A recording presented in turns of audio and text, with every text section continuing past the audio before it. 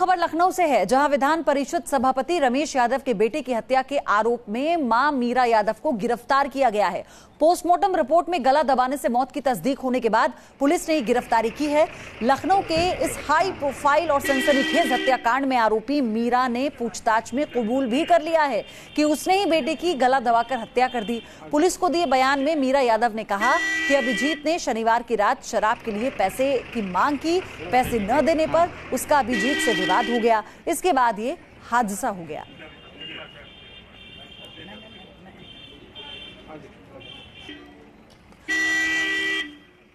PM report में पाया गया कि उनकी मृत्यु गला दबाकर की गई है, स्ट्रैंगुलेशन पाया गया।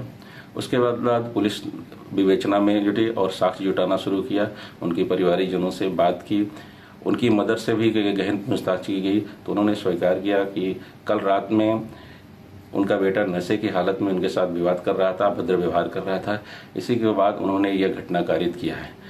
पुलिस को अन्य परिस्थितिजन्य साक्ष्य तथा पूछताछ से जो अब तक साक्ष्य मिले हैं, उस आधार पर मृतक की मां को पुलिस ने गिरफ्तार कर लिया है। हालांकि परिवार वाले शुरुआत में ही इसे नेचुरल डेथ बताकर पुलिस को गुमराह करने की कोशिश कर रहे थे, लेकिन 5 डॉक्टर्स के पैनल ने जब सभापति रमेश यादव के बेटे का पोस्टमार्टम किया तो मामला साफ हो गया। पोस्टमार्टम रिपोर्ट में ये बात सामने आई है कि अभिजीत की मौत गला घुटने से हुई है, यानी कि उसका गला घोटा गया, उसका दम घुटा और साथ ही सिर पर चोट के कई निशान भी हैं। हालांकि शुरुआत में परिजनों की ओर से दावा किया जा रहा था कि सीने में दर्द के चलते उसकी स्वाभाविक मौत हुई है।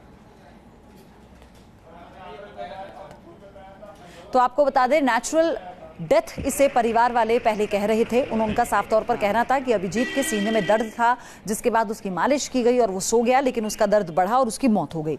लेकिन जब परिवार वालों से पोस्टमार्टम रिपोर्ट में जब ये खुलासा हुआ कि दम घुटने से उसकी मौत हुई है, तो पुलिस ने परिवार वालों से सिलसिलेवार तरीके से पूछताछ करना शुरू कर दिया, जिसके बाद मां ने अपना जुर्म कबूल कर लिया।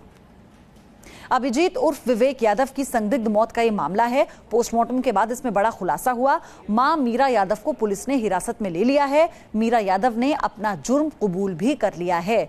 मीरा यादव के मुताबिक शराब के पैसे मांगने का विरोध जब किया गया उनकी मां की तरफ से, तो अभिजीत गुस्सा हो गया, जिसके बाद कहासुनी हुई और उसके बाद अभिजीत की मां ने इस तरह का कदम उठा लिया। विनीत दुबे मेरे सहयोगी हमारे साथ इस खबर पर जुड़ गए हैं। विनीत, लगातार कई सवाल सामने आ रहे हैं। जैसा कि आपसे जब पहले बात हुई तो आपने बताया सबसे बड़ा सवाल यही है कि आखिर एक बुजुर्ग महिला एक युवक की हत्या कैसे कर सकती है।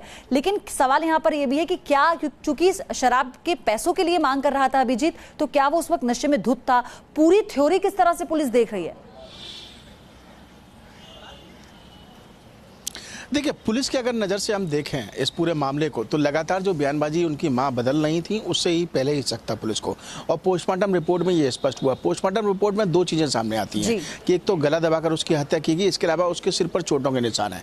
तो पुलिस ये भी देख रही है कि कहीं ना कहीं ऐसा भी हो सकता है कि जब ये नशे की हालत में हो और जब कहासुनी हुई हो तो उस समय माँ ने धक्का दिया हो, जब वो गिरा हो तो उसके पहले चोट लगी हो और उससे जो बेहोश हुआ है, जब वो अपनी सुध बुध में नहीं था तो उसी दौरान मां ने चुन्नी से गला दबाकर उसकी हत्या कर दी। पुलिस इस तरीके से उसको लेकर चल रही है। फिलहाल अगर हम देखें, अनऑफिशियल पुलिस हमको इस तरीके की चीजें बता रही है कि ऐसे हो सकता है, लेकिन छानबीन के बाद ही पता चलेगा। लेकिन कहीं ना कहीं एक सवाल, जैसा मैंने पहले भी आपको बताया था कि एक बुजुर्ग महिला एक 22 साल के लड़के को, और जबकि आदमी जब नशे में होता है तो जाहिर सी बात है कि उसके अंदर जोश होता है, और जब वो उससे कुछ झगड़ा करता है तो वो और जोश में भागने की कोशिश करता है या फिर झगड़ने की कोशिश करता है। तो ये कई सारे तथ्य हैं जिस पर अभी पुलिस जांच कर रही है। और अब यही देखना होगा विनीत कि पूरी जांच को किस तरह से पुलिस अब आगे बढ़ाती है, क्योंकि मां ने, आरोपी मां ने अपना जुर्म कबूल कर लिया है। अब पुलिस अपने तरीके से इस पूरे मामले की तफ्तीश में जुट गई है।